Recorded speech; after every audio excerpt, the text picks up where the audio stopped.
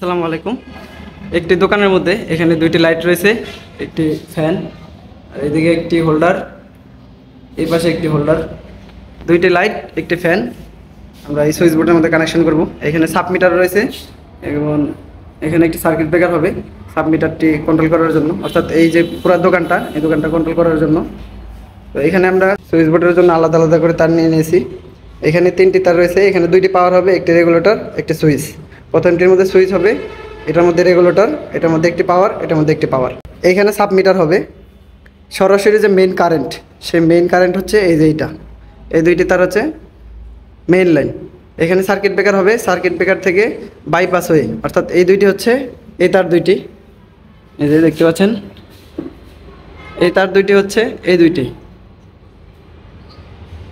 Circuit breaker থেকে bypass হয়ে sub মিটারে আসবে এবং সাব মিটার থেকে বাইপাস হয়ে এই যে এই দুইটা তার হচ্ছে, এই যে এই দুইটা তার হচ্ছে এই সুইচ বোর্ডের তারগুলো। লাইট এবং ফ্যানের যে নিউট্রালের তার, এই যে চিকন তারটা, এই তারটা আমরা নিউট্রালের সাথে কানেকশন করেছি, এই যে নিউট্রালের মধ্যে। এবং ফেজ থেকে এখানের জন্য একটি, এখানের জন্য একটি নিয়েছি। ফ্যান এবং লাইটের সুইচের জন্য আমরা দুইটি চিকন তার নিয়ে নিয়েছি, এগুলোর মধ্যে কারেন্ট। এখানে দুইটা সকেট হবে। আর্থিং সবসময় সকেটের মধ্যে কানেকশন করতে হয়। অনেক সময় ইলেকট্রিক ডিভাইসগুলোর মধ্যে আর্থিং হয়ে যায়, বডি আর্থিং হয়ে যায়, সেক্ষেত্রে এই আর্থিংগুলো দিতে হয়। এটা সেফটি হিসেবে কাজ করে। এখানে রয়েছে তিনটি তার, দুইটি লাইটের এবং একটি ফ্যানের। এই যে মার্ক করা চিহ্ন, এটা হচ্ছে ফ্যানের তার। তো এটা আমরা এখানে রেখে দেব এবং লাইটের যে তার দুইটি, এই তার দুইটি আমরা এই বোর্ডের মধ্যে নিয়ে যাব।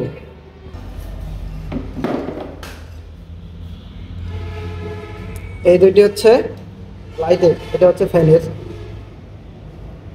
আর এটা হচ্ছে কারেন্ট, যে কারেন্টের মাধ্যমে ফ্যানটি ইউজ হবে। এটা হচ্ছে আরেকটি কারেন্ট, যে কারেন্টের মাধ্যমে এই লাইটগুলো জ্বলবে। আমরা এগুলো এখানে রেখে দিচ্ছি। শুরুতে আমরা সার্কিট ব্রেকারটি কানেকশন করে নেব। এই দুইটি হচ্ছে মেইন লাইন, এটার মধ্যে টেপিং করা আছে, কারেন্ট রয়েছে। শুরুতে তারটা এতটুকু পরিমাণ ছিলে নেব এবং এখানে একটি ভাঁজ দিয়ে নেব। এখানে যেহেতু কোনো কেবল শো নেই, তো এরকম তারটা ভাঁজ দিয়ে দিলে কানেকশনটা অনেক শক্ত হয়। এই যে এখানে একটি 20 এম্পিয়ার সার্কিট ব্রেকার নিয়ে নিছি, ডাবল পোল। সার্কিট ব্রেকারের নিচের টার্মিনালের বাঁ পাশে নিউট্রালটি কানেকশন করতে হবে। এরপরে ফেজটি কানেকশন করব। সার্কিট ব্রেকারের নিচের টার্মিনালে ডান পাশে ফেজটি কানেকশন করতে হবে।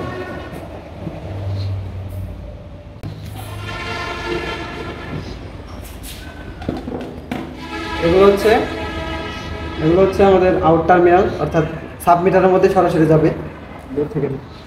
এগুলো হচ্ছে এই দুইটা তার হচ্ছে সার্কিট ব্রেকার থেকে সাব মিটারের মধ্যে চলে আসছে।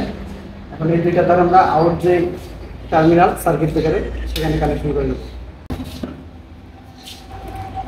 সার্কিট ব্রেকারের লাল তারের প্রান্ত বরাবর উপরে লাল তারটি আউট করতে হবে এবং কালো তারের প্রান্ত বরাবর, এই টার্মিনাল বরাবর উপরের প্রান্ত দিয়ে কালো তারটি আউট করতে হবে। অর্থাৎ যে বরাবর ফেজ রয়েছে সেই বরাবর ফেজ আউট করতে হবে, যে বরাবর নিউট্রাল রয়েছে সেই বরাবর নিউট্রালটি আউট করতে হবে। এখানে সার্কিট ব্রেকারটি কানেকশন হয়েছে। এখানে একটি সার্কিট ব্রেকারের যে কভার, এর উপরে একটি ইন্ডিকেটর রয়েছে। এই ইন্ডিকেটরটা সার্কিট ব্রেকারের যে মেইন লাইন রয়েছে সেই মেইন লাইনের মধ্যেও দেওয়া যেতে পারে, উপরে যে আউট টার্মিনাল রয়েছে সেই আউট টার্মিনালও দেওয়া যেতে পারে। ইন্ডিকেটরটা দেওয়ার মূল কারণ যে এখন কারেন্ট রয়েছে কি নেই এটা বোঝার মাধ্যমে। যদি সার্কিট ব্রেকারের আউট টার্মিনালে দিই, সেক্ষেত্রে সার্কিট ব্রেকার যদি বন্ধ থাকে আমরা বুঝতে পারবো না যে কারেন্ট রয়েছে কিনা। তো আমরা ইন্ডিকেটরের কানেকশন ইন লাইনের মধ্যে দেব, এতে করে আমরা বুঝতে পারবো। যদি কারেন্ট থাকে সেক্ষেত্রে আমরা সবসময় দেখতে পারবো যে এখানে কারেন্ট রয়েছে। তো আমরা নিচের এই যে তার দুইটা এসেছে, এই তার দুইটার যে মেইন লাইন, সেই মেইন লাইনটা আমরা বন্ধ করে দিয়েছি। এখন এই দুইটি টার্মিনালের মধ্যে আমরা ইন্ডিকেটরে এই দুইটি তার কানেকশন করে নেব। এখানে যেহেতু এই তারের আলগুলো অনেক চিকন, এজন্য এটা এরকম পেঁচিয়ে দিতে হবে। এতে করে লুজ কানেকশন আর হবে না।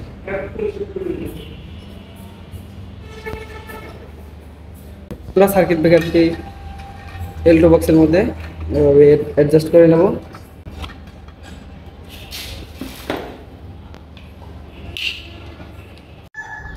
এখন আমরা এই তারের মাথাগুলো সবগুলো 1/2 ইঞ্চি পরিমাণ সিলে নেব। এখানে দুইটা সকেট হবে। তো আমার হাতে দেখতে পাচ্ছেন একটি 5 পিন সকেট। এই 5 পিন সকেটটা কানেকশন করার জন্য এখানে আর্থিংয়ের জন্য একটি পোর্ট রয়েছে, এই টার্মিনাল। এটার মধ্যে আমরা সিম্পলি আর্থিংয়ের যে তারটা সেটা কানেকশন করে দেব। তো আর্থিংয়ের তারটি কানেকশন হয়ে গেছে। এখন এখানে নিউট্রালের জন্য দুইটি টার্মিনাল রয়েছে। এখানে উপরে একটি 2 পিন, নিচে একটি 3 পিন সকেট। তো দুইটার মধ্যেই নিউট্রাল আলাদা আলাদা টার্মিনাল। এই জন্য আমরা মেইন নিউট্রালটা নিচে যে 3 পিন সকেটের যে নিউট্রাল বার রয়েছে বা নিউট্রাল টার্মিনাল রয়েছে সেখানে কানেকশন করব, এবং সেখান থেকে আরও একটি চিকন তার দিয়ে উপরের যে 2 পিন সকেট সেই 2 পিন সকেটের নিউট্রাল যে টার্মিনাল সেটার মধ্যে সংযুক্ত করব। উপরে এটা হচ্ছে 2 পিন, নিচের এটা হচ্ছে 3 পিন। নিচের 3 পিন থেকে উপরের 2 পিন যে সকেটটা সেটার মধ্যে এই ছোট্ট তারটি আমরা কানেকশন করে দেব। এতে করে দুইটা সকেটের মধ্যেই নিউট্রাল কানেকশন হয়ে যাবে। এই কোম্পানির সকেটগুলোর মধ্যে এরকম সিস্টেম, যদিও বা এটা একটু ঝামেলার, বাট এগুলো তেমন একটা ভালো না।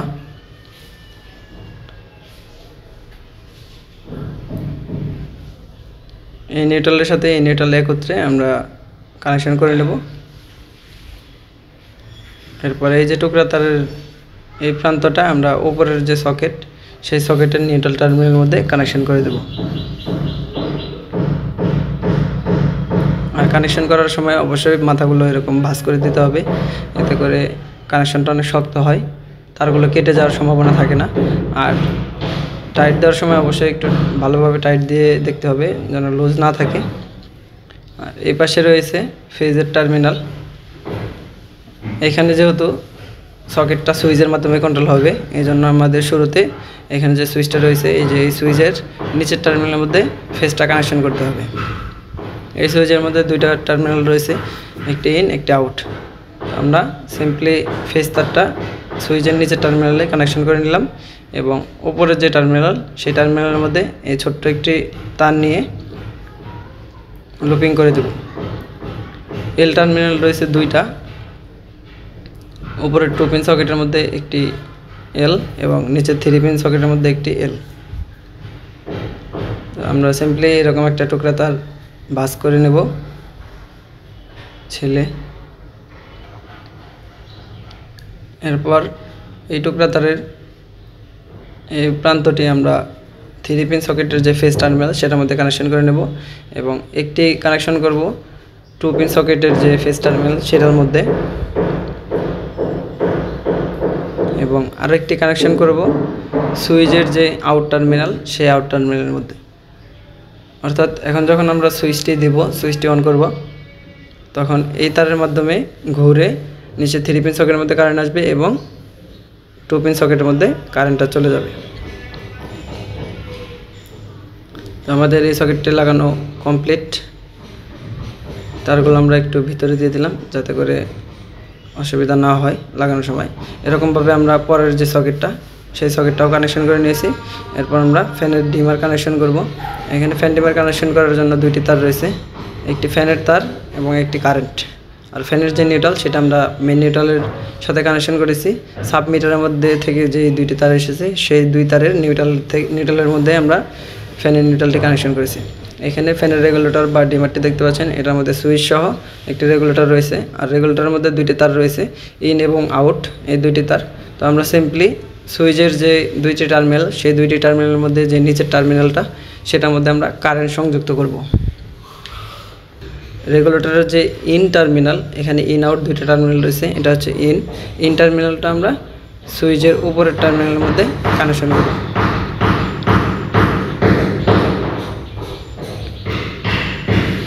রেগুলেটরে আরও একটি তার রয়েছে, এটা আউট তার।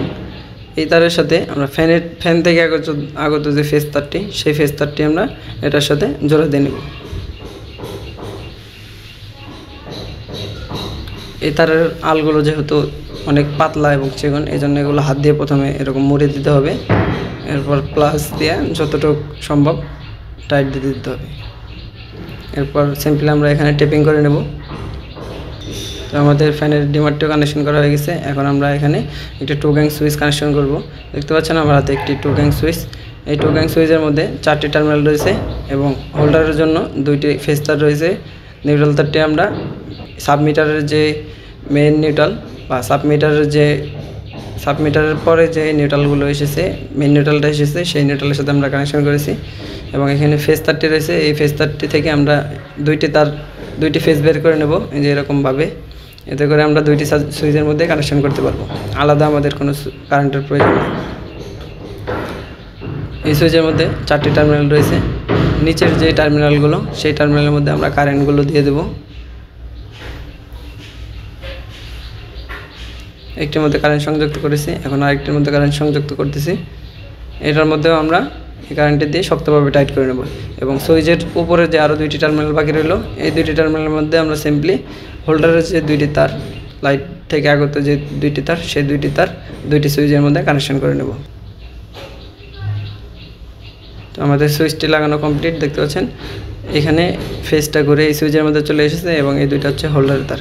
অর্থাৎ আমরা যখন সুইচটা অন করব তখন এই তারটি দিয়ে হোল্ডারের মধ্যে কারেন্ট চলে যাবে। তো এরপর আমরা সিম্পলি এই সুইচ সকেট, ফ্যান রেগুলেটর এগুলো বোর্ডের মধ্যে ফিটিং করে নেব।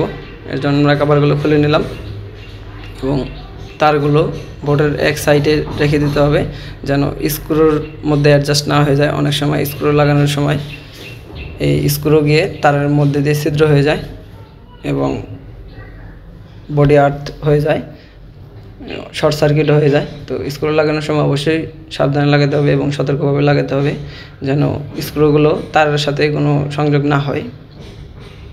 এরকমভাবে আমরা সকেট 2টি, রেগুলেটর এবং সুইচটি লাগিয়ে নেব। তাহলে আমাদের সুইচ বোর্ডটি কানেকশন করা সম্পূর্ণ। এরপর আমরা সাবমিটারটি কানেকশন করব।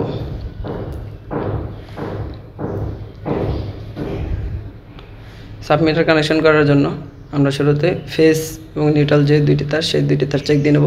এই যে সার্কিট ব্রেকার চালু দেওয়ার পর দেখতে পাচ্ছেন টেস্টারতে জ্বলছে। এগুলো হচ্ছে মেইন লাইন, অর্থাৎ সার্কিট ব্রেকারের পরে সাপ্লাইয়ের মেইন লাইন এগুলো। আমার হাতে একটি সাবমিটার দেখতে পাচ্ছেন। সাবমিটারটি কানেকশন করার জন্য প্রথমে উপরের যে কাভার, সেই কাভারটি খুলে নিতে হবে। তো দেখতে পাচ্ছেন আমি সাবমিটারের কাভারটি বা কেসিংটি খুলে নিলাম। এরপর সিম্পলি ওয়ালের মধ্যে বসে আমরা স্ক্রু বসানোর যে স্পট, সেই স্পটের মধ্যে দাগ দিয়ে নেব বা মার্ক করে নেব। তো এইটার মধ্যে 3টা স্ক্রু লাগানোর জন্য স্পট রয়েছে বা ঘাট রয়েছে। নিচের প্রান্তে 2 পাশে 2টা এবং উপরের সেন্টার বরাবর একটা। তো এটা আমরা মার্ক করে নিচ্ছি। অবশ্যই এটা সোজা বাঁকা দেখে লাগাতে হবে, বাঁকা লাগানো যাবে না। আমরা স্পিড লেভেল দিয়ে টেস্ট করে নিয়েছি। তো এখানে 3টি দাগ দিয়ে দিয়েছি। এই 3টি দাগের মধ্যে আমরা ড্রিল মেশিন দিয়ে ছিদ্র করে নেব।